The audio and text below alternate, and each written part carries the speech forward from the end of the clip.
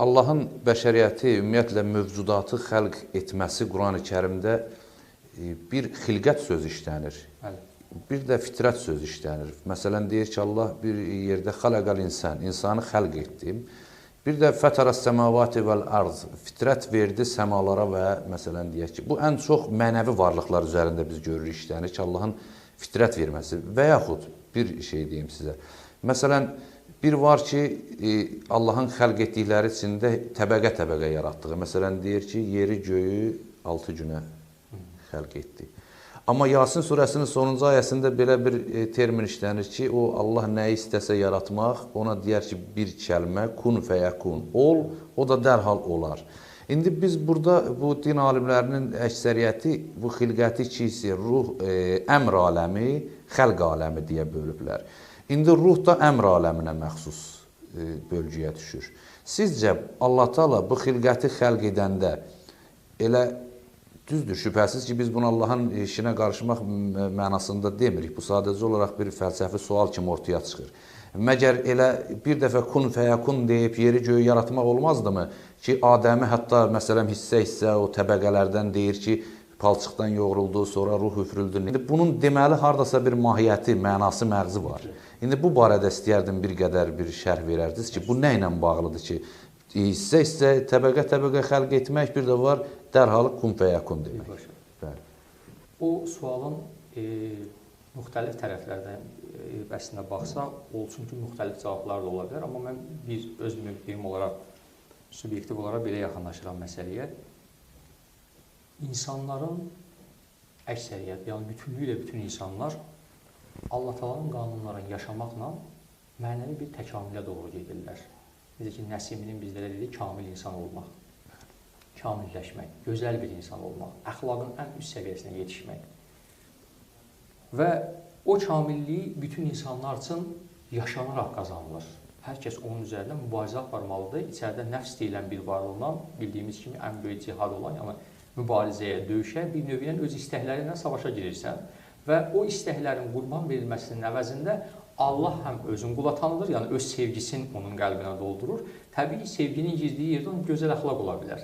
Sevgisizliyin olduğu yerdə ancaq insanlar bir-biri ilə çəkişirlər. Peyğəmbərlər isə bu işdə istisnadırlar. Onları Allah Teala bayaq dediyimiz kimi birbaşa aparır. Onlar müəyyən bir təkamül prosesinə tabi tutulmurlar. Yəni bir növü ilə onların iradələri orada önəm daşımır. Allah birbaşa aparır. Amma bu peyğəmbərlərin bu cür olmasının səbəbi nədir? Milyonların, milyardların içindən bircə nəfər təbii ki. Çünki bu qədər insanın təkamülünün artması üçün, çünki Allah Teala ilə onlar bizim aramızda bir telefon vasitəsini oynayırlar. Və yaradan onu da bir təkamülə tabi tutsa, o zaman uzun bir proses gedəcək təbii ki. Amma onlar birbaşa, vehbi olaraq deyirlər ona, bir də kəsbi formada var. Onlar vehbi olaraq ora yetişirirlər. Olsun ki, bu günləri bizim içimizdə bizə haqqı deyən bir varlığa ehtiyac vardır. Allah Teala da o yüzden ruhu məsəl üçün birbaşa içimizə üfürür və kamil şəkildə. Amma ruhun işi nədir? Nəfsi də o cür kamilliyi aparıb çıxartmaqdır. Bir Allah dostunun belə bir gözəl sözü var. Deyir ki, vücudu müsəlman etməyə nə var ki, nəfsi müsəlman elə. İndi o yüzden də bu günləri içdən müsəlman olmaq lazımdır. İçdən Allaha təslim olmaq lazımdır. Allahın qanunları ilə, qədəri ilə barışmayan nədir? İçimizdəki nəfsdir. Əslində, bütün qüsurların səbəbi də öz elədiyi yanlışlıqlardır. Ətrafındakı insanlara, cəmiyyətə nə qədər pozitiv bir şeylər paylayarsa, təbii ki, onun həyatı harada olursa olsun pozitiv keçəcək. Ruhun bədəndən bədənə keçməsi, tənasüx bu yoxdur. Bizim din bunu inkar edir. Məsələn, Krişnalıqda, belə deyək, bəzi qədim şərq dinlərində ruhun insanın bədənindən digər insana keçməsi var. Hətta bu, belə deyək ki, orta əsrlərdə İslama da biraz sıçrayışlar olub. Bu barədə məsələn, Xürrəmlikdə, İsmaililikdə, Batinlilikdə bunlar var ki, bir ruhun, məsələn, tarixdən məlumdur ki, Cavidanın ruhunun Babəkə keçməsi. Düzdür, hərçənd ki, o tam dini təriqət deyildi, Xürrəmlik. Ümumiyyətlə, İsmaillikdə və bir çox təriqətlərdə bu var.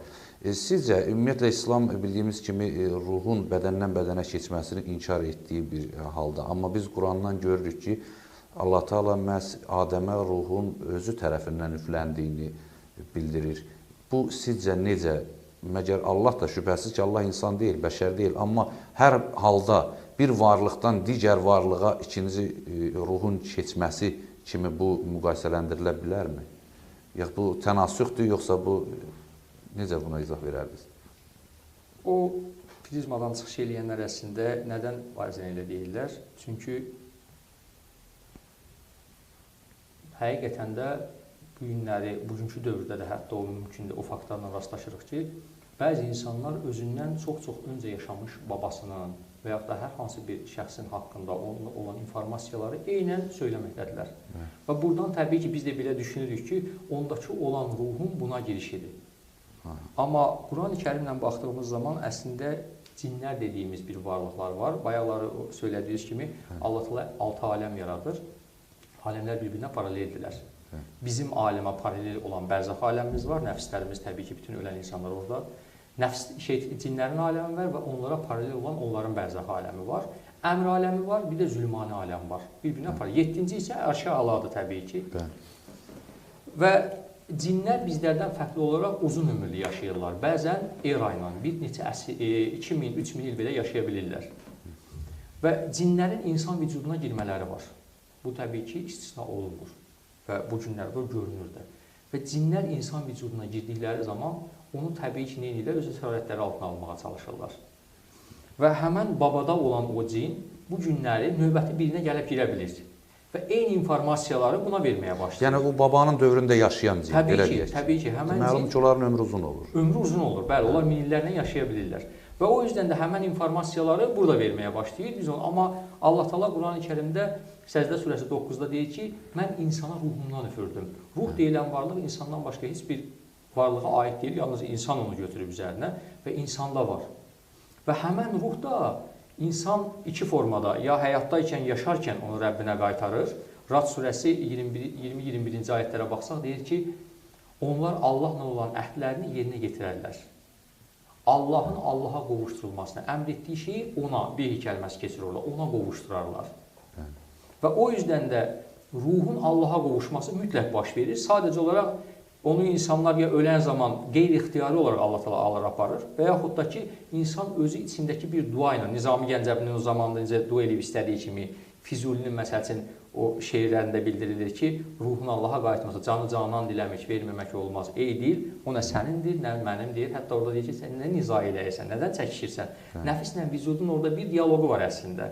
Çünki onu götürən nəfislə vücud ikisi bir yerdə götürüblər, ruhu Allahdan əmanət götürüblər və Allaha qaytarmalıdır. Ona görə ruhun insan içində daim Allahın vüslatı ilə, qopduğu yerə qayıtmaq istəyi ilə yanır. Bütün böyük klassiklərimizə də baxsaq, bu mövzularda çoxlu yazıblar, amma insan modeli ilə onu formalaşdırıblar ki, biz idrak eləyə bilək.